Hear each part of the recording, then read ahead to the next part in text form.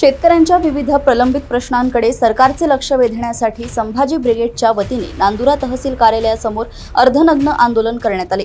यावेळी मुख्यमंत्र्यांना निवेदन पाठवून शेतकऱ्यांची संपूर्ण कर्जमाफी, अवकाळी पावसामुळे नुकसान झालेल्या फळबागांना एकरी 50,000 रुपयांची मदत, दिवसा वीज पुरवठा, जिगाव धरण प्रकल्पाला गती, ऊस पिकाला विमा संरक्षण, बियाणे खतांच्या कृत्रिम टंचाईवर नियंत्रण तसेच बोगस बियाणे विक्रेत्यांवर कठोर कारवाई करण्याची मागणी करण्यात आली। संभाजी ब्रिगेडचे जिल्हाध्यक्ष अमर पाटील, तालुका अध्यक्ष दिलीप कोल्हे यांच्या नेतृत्वाखाली हे आंदोलन करण्यात आले। यावेळी संघटनेचे पदाधिकारी व मोठ्या संख्येने शेतकरी उपस्थित होते। खामगाव येथून नितेश मानकर यांची रिपोर्ट। जय जिजाऊ। आज संभाजी ब्रिगेडचे प्रदेश संघटक सन्माननीय योगेशदादा पाटील यांच्या मार्गदर्शनात आम्ही नांदुरा तहसील येथे मुख्यमंत्र्यांना निवेदन पाठवले आहे, ज्यात आमच्या प्रमुख मागण्या आहेत की शेतकऱ्यास सातबारा कोरा व्हायला पाहिजे। त्यानंतर जे 2 लाखाच्या कर्जमाफीचा थोतांड यांनी आणला आहे, त्यात सुद्धा काही निकष लावून शेतकऱ्यांना जाणीवपूर्वक कर्जमाफीपासून वंचित ठेवण्याचा सरकारचा डाव आहे, तसं त्यांनी करू नये, अन्यथा त्यांना ते महागात पडेल।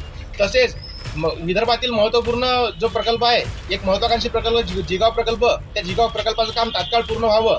त्यानंतर आत्महत्याग्रस्त शेतकरी जे आहेत त्यांच्या कुटुंबाला तात्काळ आर्थिक मदत व त्यांचा सातबारा 100% कोरा करून मिळावा, अशा विविध मागण्यांसह आज आमचे संभाजी ब्रिगेडचे अर्धनग्न आंदोलन आम्ही इथे केले आहे।